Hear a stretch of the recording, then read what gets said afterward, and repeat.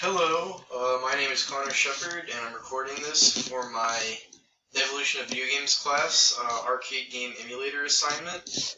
For this assignment, I chose Pac-Man because I feel like it's an iconic game that surprisingly lives up pretty well today.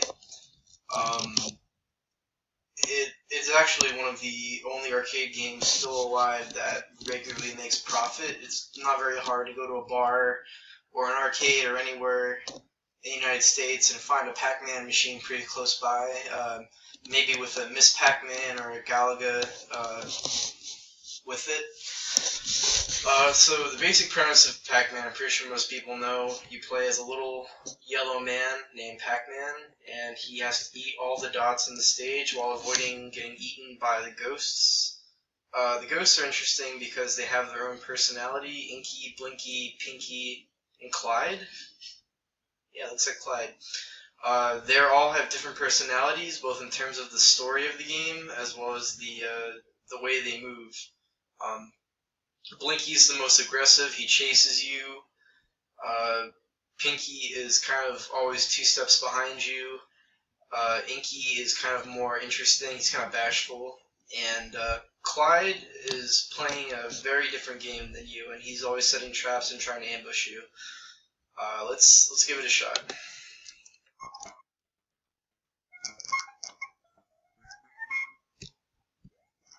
So it's a pretty cheerful game, as you can see, very colorful. Right away the ghosts are right after you, so there's not a whole lot of mercy. It's a little more difficult to play this on a keyboard than with a joystick in the arcade. The controls in the arcades are pretty suited for this game. And you can see I got trapped by the ghosts. So this game, unlike most games at the time, didn't use a random number generator to calculate the movement, but the ghosts were actually programmed to have their own style of movement and reaction to things. I remember reading somewhere that this game was designed with women in mind because, you know, not everyone likes to shoot or kill or do other things you do in arcade games, but everybody likes to eat, and so people could relate to Pac-Man and Miss Pac-Man as people just trying to grab a snack.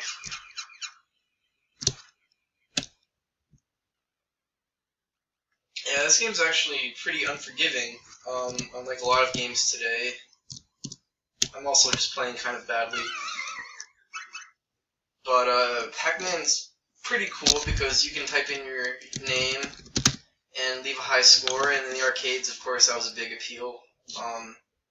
Some kind of unfortunate top scores here, but I think this game holds up very, very well, and I think a lot of modern games had a lot to learn from this in terms of making games that appeal to wide audiences and not just teenagers or boys or men. This game also pioneered a kind of story that was easy to relate to and easy to understand, but it gave you a little bit of a drive because you wanted to see what would happen. As you beat levels, you might see cutscenes where Pac-Man meets Miss Pac-Man and they fall in love. Nothing you really do in the game affects their love story, but it's kind of interesting to see.